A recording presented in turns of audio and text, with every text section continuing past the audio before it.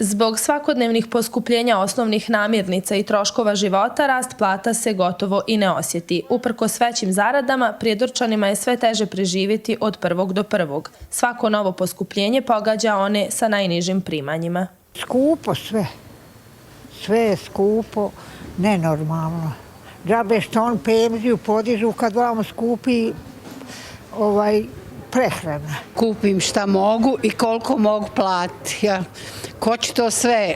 U jednoj prodavnici jedna cijena, u drugoj druga. Kalkulišeš koliko možeš.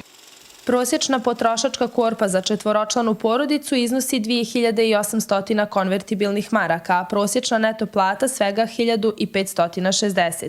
Jedna plata pokriva tek pola troškova domaćinstva. 90% naših kupaca kupuje to što mu treba za danas i kupuje našu osnovnu robu. Znači koja je roba provjerena, koja je sigurnog proizvođača i tako.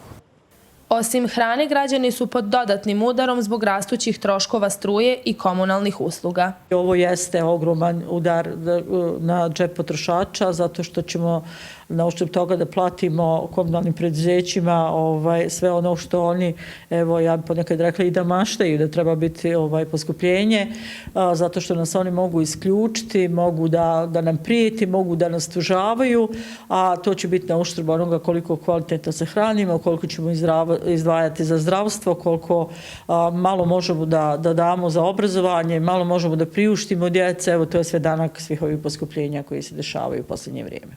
Mnogi građani u Prijedoru primorani su da koriste pomoć javnih kuhinja koje dnevno obezbjeđuju stotine obroka za socijalno ugrožene građane.